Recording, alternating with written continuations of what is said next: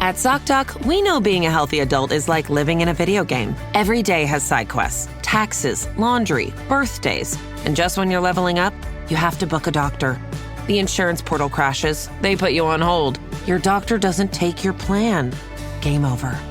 We see you, so we made booking a doctor easy. Download ZocDoc. Search by specialty, insurance, and availability. Book instantly.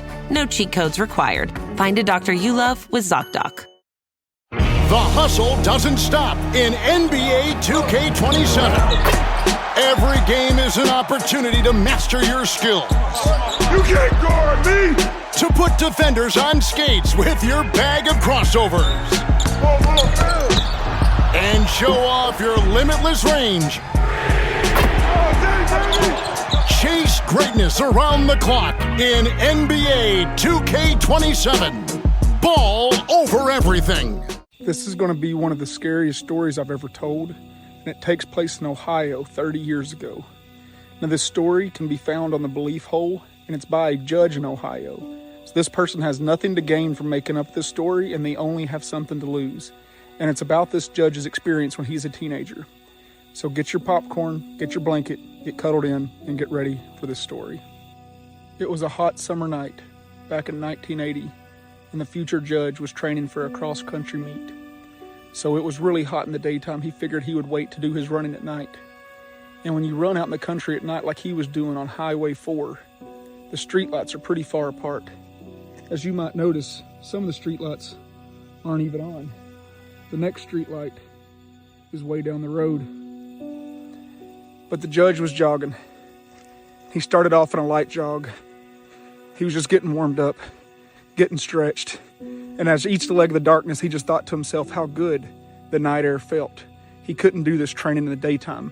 Tonight, he was scheduled to run 7 miles. Now, he had put this off, so it had gotten pretty late, and it was about 9:30 p.m. when he hit about his first mile into this. Now, where the judge lived, it was nothing but long state highway and cornfields as long as you could see. In fact, it looked like an ocean of cornfields. So as the judge was jogging, he was just thinking about how, great life had been here lately. He was going to be going to college next year. Everything was going his way. It looked like he was going to get that scholarship for the track team. Life couldn't be better. And as he's jogging, he was thinking, this would be nice to have my music. But tonight, he didn't have his Walkman with him. And of course, this was before cell phones and other technology that we have today. So as he's jogging, his breath's getting kind of heavy. He's getting warmed up. He's about to pick up the pace when he realizes that he's not running alone. To his right was nothing but a cornfield. To his left was nothing but a cornfield. And he couldn't see another street light for about another 50 yards. And as he's jogging, he's looking. He notices the corn is jostling. It's moving around. He's thinking, is that a dog? Maybe it's a coyote. And then as he's going, he's thinking, well, Halloween's another month and a half away. Surely no one's playing a prank yet. And he's looking and he can just tell the corn's moving, but he's finally made it to that next street light. And that's when he gets the glimpse of a shadow moving between the corn. Now, he's still at a decent jog, so he's thinking it'd be pretty easy to keep pace with him if it was a person. Maybe it's an animal. He goes. It's another 100 yards of darkness, just like what I'm experiencing right now. But he can tell there's light up ahead.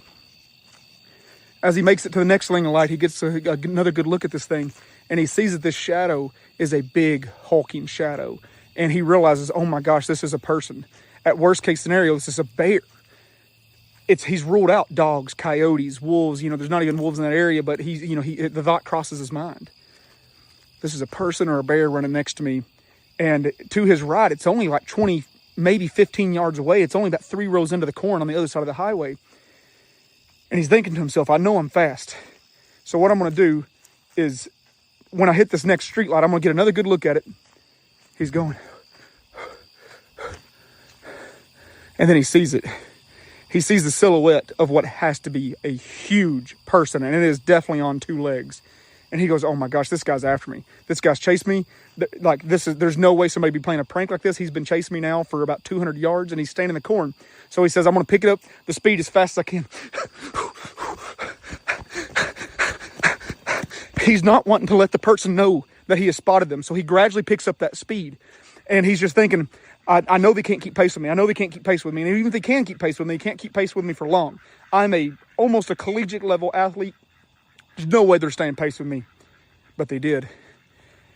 And he's thinking, this can't be human. Not only are they keeping pace with me, a fast individual for a long distance, he's been keeping this pace up for about 1/10 of a mile at this point. He's exhausting himself. The person or thing is running in corn on uneven terrain and still being able to keep pace with him. That's why he knows at this point, this has to be something supernatural. This can't be a person anymore, right? There's no way. So this continues because there's nowhere to go. What are you going to do? Turn around and go back home? You're more than a mile away from home at this point, about 2 miles in actually. There's only corn on the left, corn on the right. He knows my buddy's house is about 1/10 of a mile away up there. Worst case scenario, if they're not home, because it was a Friday night after all, if they're not home, I'll climb into his tree. When we were kids, we used to play in that tree house all the time. I'll climb this tree. I hadn't been there in a few years, but I'll do it. That's where I'm going to climb this tree up. And he knows this is the next house. There's no other houses before his friend's house. So he's looking over. He's looking over. He's looking over. He's wanting to be conspicuous because he doesn't want the person or thing to know that he knows it's there. Because once he notices that it notices him, it might just go ahead and give up the facade and get him. So he's wanting to get to safety first. So what does he do? He makes it to the friend's house. And he's looking. There's no lights. Oh, gosh, he can see it coming up. There's no lights on it. And he decides once he gets level with this tree, he's going to just scale this tree.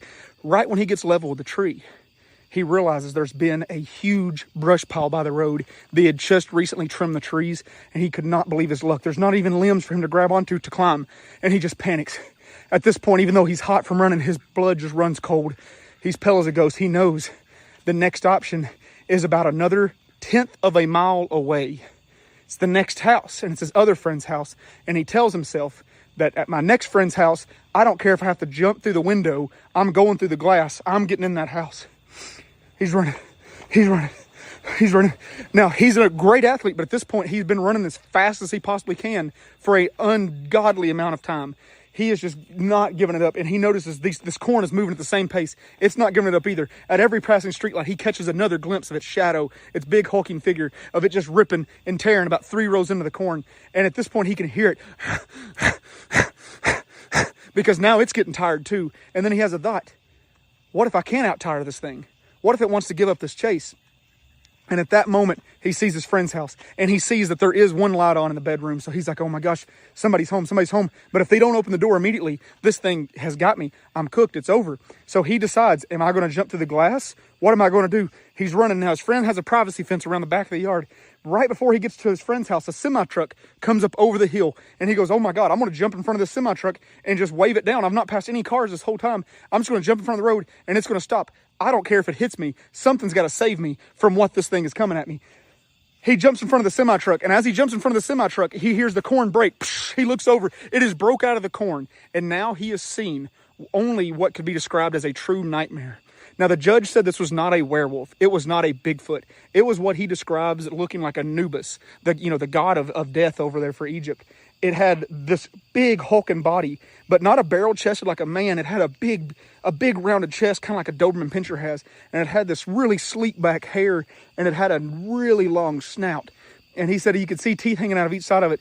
And it was like, but the semi-truck light is casting all on it, and it's casting on him. The semi-truck does not even begin to slow down. So he goes, oh my God, it's going to run me over. So he jumps to the left of it. The semi-truck is now between him and it, and he knows it's right on the road. And he has looked for years for the semi-truck driver to see if he also saw it, but he's never been able to find the man. As soon as the semi-truck goes to pass him, he just takes off running. His friend's house is right behind him. And he knows if I go knock on this door and he doesn't open it immediately, or if the door's not unlocked, I'm done. So he jumps the fence. He climbs over the fence, and as he climbs over the fence, he sees his friend's pool in the backyard, and he just makes a split decision to head first dive into this pool. And as he dives into the pool, it's almost like his body's about to shut down on him all at once. And he stays under the pool, like at the bottom of it, for what he said felt like 5 minutes. But he goes, I know it was probably just 10 to 20 seconds. And I'm already exhausted. I already can't breathe. So I come up. I'm just waiting on this thing to look at me over the pool and just yank me out of the water. And he comes up and he looks around the backyard.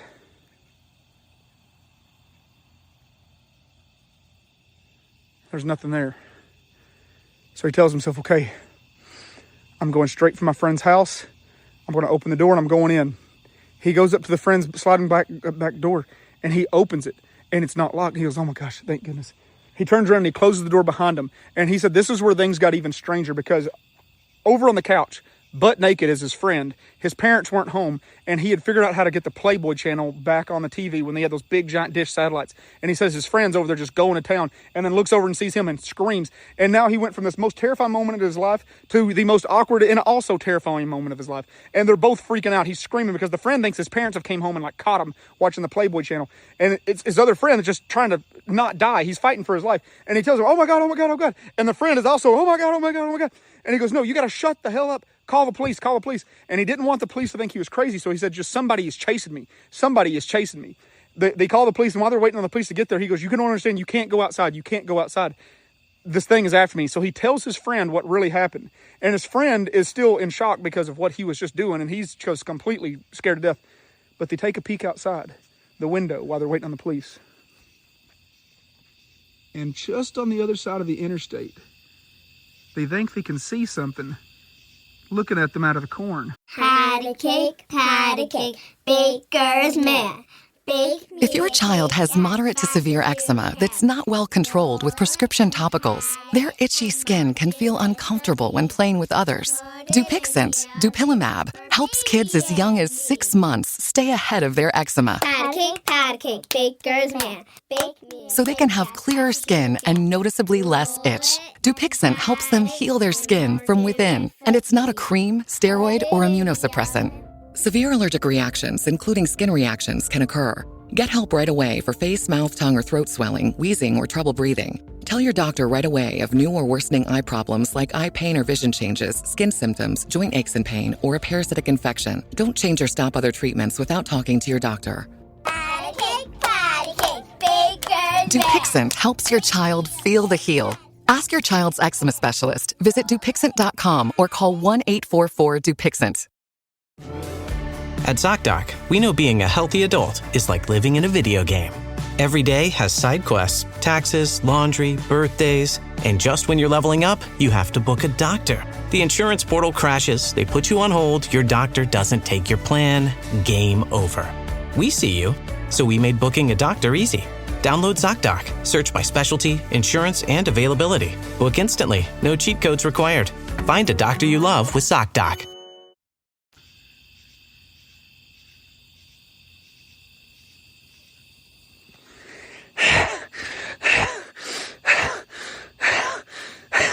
This thing was standing on the other side of the highway still, and this time it had kind of hidden itself in the front row of the corn, but it was still peeking out of him, and he said he could see its chest.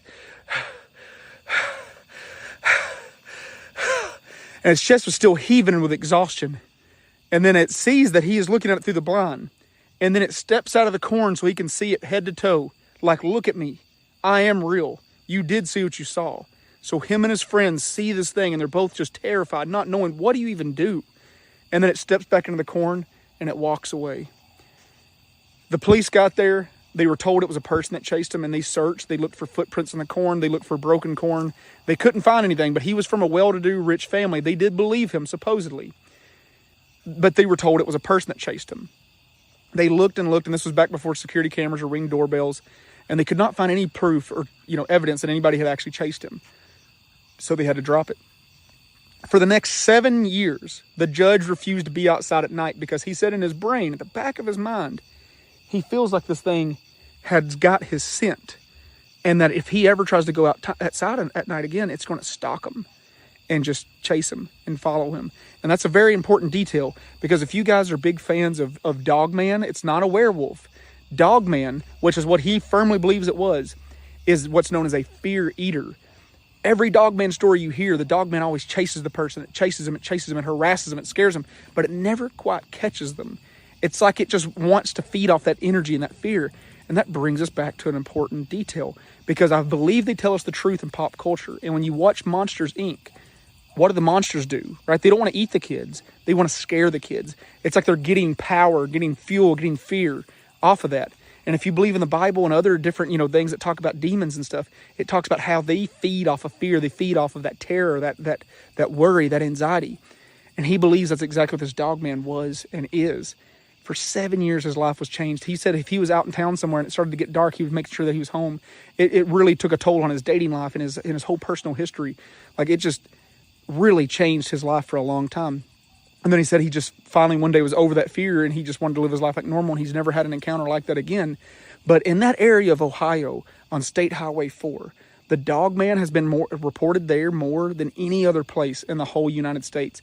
For about the past 30 years, since the early 1980s, the late 1970s, there has been depictions of dogmen and werewolf, and no one truly knows why, with one exception. There's a lot of Indian burial grounds in Ohio, if you didn't know. Actually, one of the biggest Indian burial grounds in the whole United States is there. And they used to do a weird thing at those Indian burial grounds, if you didn't notice this. Have you ever heard of the black dog? They would bury dogs first, anytime they were going to bury a massive amount of their dead somewhere. And the dog, whatever was buried there first, was going to be the guardian. So they'd bury this dog there to protect that area. So maybe it's just chasing people away from that area. And maybe that cornfield had a burial ground in it somewhere. And it was just telling him, like, hey, don't be there. Because this was the first time he had ran at night. And it would be the last time he ran at night. I hope you enjoyed tonight's story. If you did, go follow the page. It's called Matt from Nomads on Spotify and Apple Podcasts. That's our podcast version of this. And you can also follow us on Facebook and TikTok. I prefer you watch me on Facebook if you can. It's called Nomads Animal Encounter. And then on YouTube and Instagram, we are Nomads Animal Reserve. Thank you so much for being here tonight. Sweet dreams.